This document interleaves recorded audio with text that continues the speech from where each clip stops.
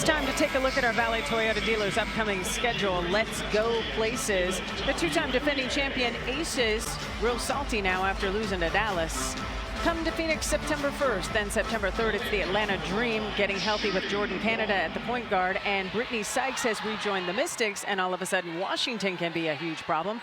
The natural rival Seattle Storm on the next game, and then of course the final home game of the season will be against Seattle. Diana Taurasi bobblehead night. Not Connecticut? Connecticut is the second to the last home game of the season. Connecticut is when we celebrate the reunion of the championship team, and then Seattle's the final home game on September 19th. That's your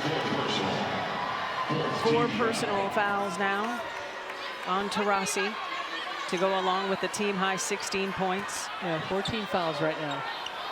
5 rebounds, 4 assists for DT as well. 2.5 to go as Minnesota looks to move into the number 2 spot in the standings after Indiana beat Connecticut earlier tonight. Collier doesn't get the roll, and here come the Mercury. And with Indiana winning, Phoenix would be just a half game up on Indiana for the 6th spot. 2 minutes to go, another turnover by the Mercury. Yeah, too many turnovers again, 19 in this game. A season high 22 on Monday night against New York. Courtney Williams is a problem. Well, she's got 16. Celeste Taylor thought that there was a little bit of a screen that was out of line for her. So Williams rejoining the action. Copper triple. And McBride is there with the rebound. Minnesota looks like a team that is ready for the postseason to start today. Phoenix with some work to do, and Taurasi picks up the foul as she sends McBride flying.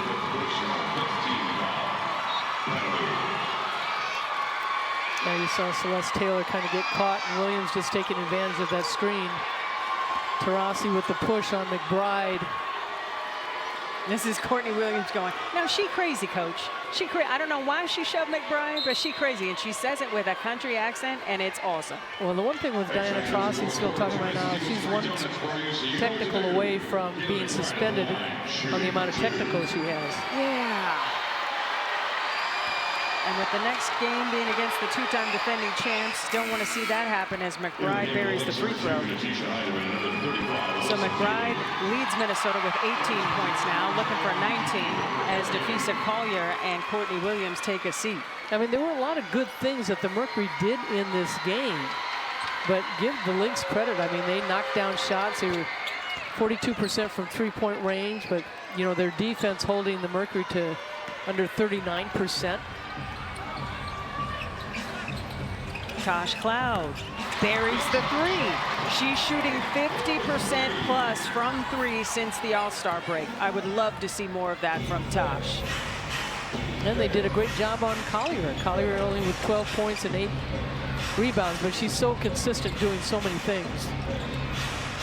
Tosh Cloud has the Valley Threads collection available at the team shop. Get yours ASAP right here at the Footprint Center as this 5-game homestand, which is a season high, continues. That's a shot clock violation. Yeah, terrific good defense by the Mercury.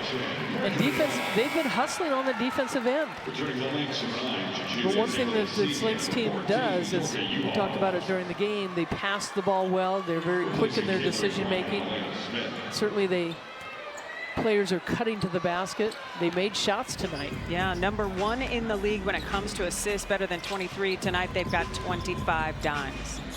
Celeste Taylor on the floor for the Mercury, along with Kiki Herbert-Harrigan, Brittany Griner, Tosh Cloud, and Ka Copper. Griner doesn't get the roll. Just a tough day at the office for BG. Now 3 of 12 shooting. Alyssa Peely on the floor for the first time tonight for the Lynx. Great to see the rookie out of Utah get some burn. First action for her since August 17th against the Mystics. I know Nate Tippett has got to be happy about the way his bench came in and how productive they were. Sophie was fantastic. And so was Tasha Mack. Yes. Cloud, short. Peely with the rebound. Shot clock is off. And that is going to do it as Phoenix wins the fourth quarter, but Minnesota wins the game by a final count of 89-76. So the Lynx win the regular season series against the Mercury 3-1 and win their 7th straight game overall, the best win streak currently right now in the WNBA. The Lynx will gun to win a season-high 8th straight game in Dallas on Friday night.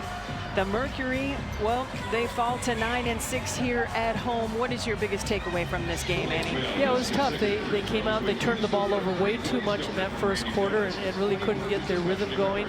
I thought Minnesota, boy, they just a balanced team, and as good as Napheesa Collier is coming into this game, they held her to 2 points at halftime. But she's just so balanced. She does so many different things, and this is a Minnesota team that they can go deep.